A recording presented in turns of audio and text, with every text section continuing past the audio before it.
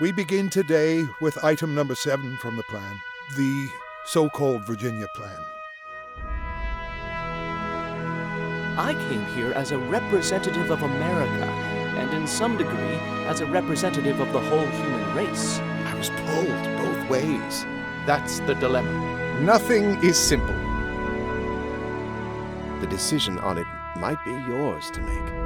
Ha! Other delegates will dispute you, but that is how we make decisions. Let us join them. The Constitution Project at Shenandoah University is really many things. An idea was born to recreate the constitutional debates inside of a virtual Independence Hall. It engages people in what otherwise might seem a rather archaic, maybe antiquated process of 18th century thought and debate. I think partly because I'm a Brit, it's a bit of history that, yes, I'm aware of, but I really didn't know that much about.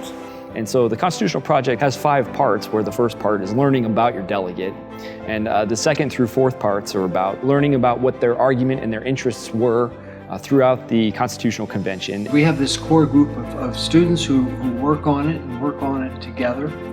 So we have been able to move it along at a very steady pace. It wasn't something that was like done in a day. There's been a lot of work by a bunch of different people. We had a lot of students that worked on it from the beginning to the end, and it was sometimes their full-time job. My freshman year, I got to work on it, so it was a really great opportunity.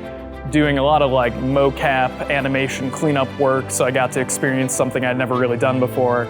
So it was a good learning experience. So essentially what we're doing, we're making a digital copy of these very accurate representations of the delegates, which to our knowledge do not exist anywhere else.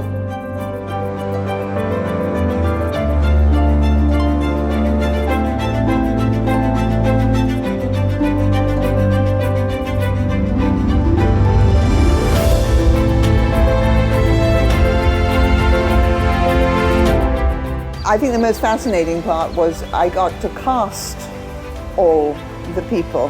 And normally, you cast people because they look right, they sound right, they have the substance to play the character. Well, I was casting people who would not be heard because the voices were already recorded, would not be seen as themselves because they will be, part of the avatar. Anytime I get a phone call or an email from Sally, I know that I'm in for an adventure.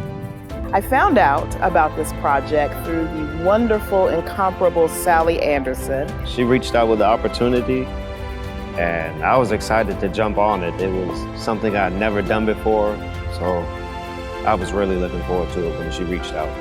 And so it's just always interesting to see different perspectives, very different than my own. I played a man.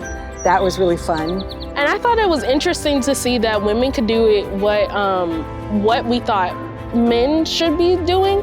And I feel like the women gave like a different aspect to it. I thought it was interesting.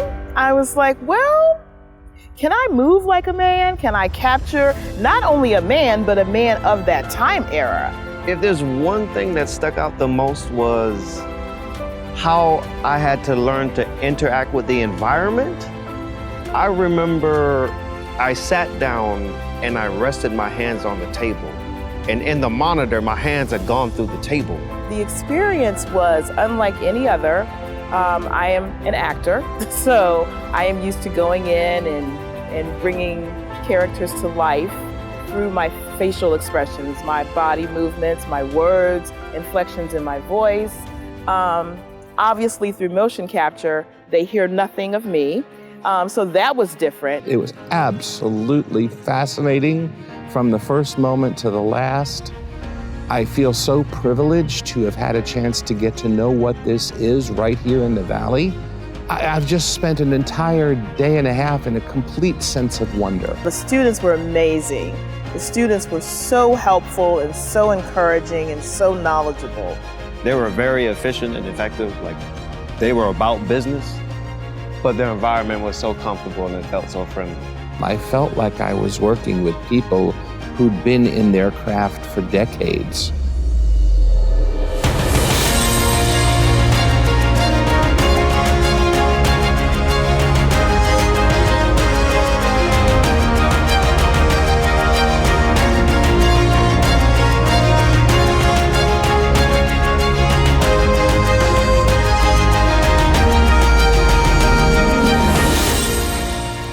user might be able to put on a headset and relive these moments that took place during the debate. So they can not only live through them, but also in some stage of this project, we'll have them participate and represent a chosen delegate that they've studied.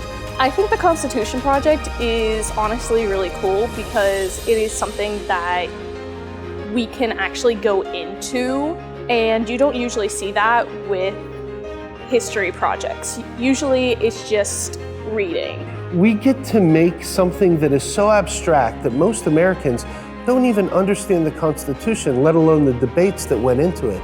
Putting it in a VR aspect where people can be there experiencing this and experiencing this document being created and argued over, it's amazing, it's revolutionary.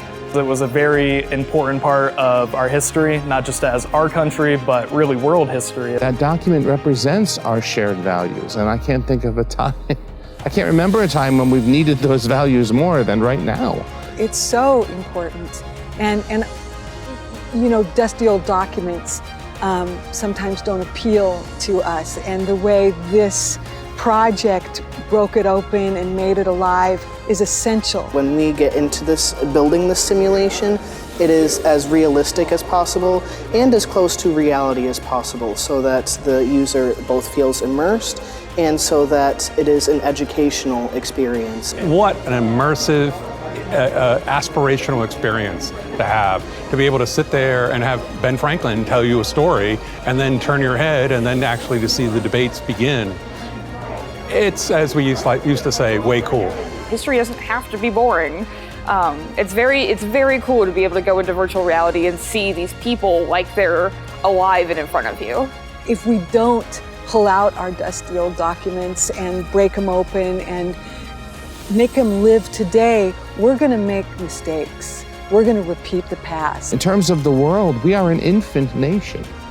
It's like handing a toddler the keys to the Ferrari. So of course we're going to need a refresher on the driving rules from time to time. And I think this is an excellent vehicle for delivering that.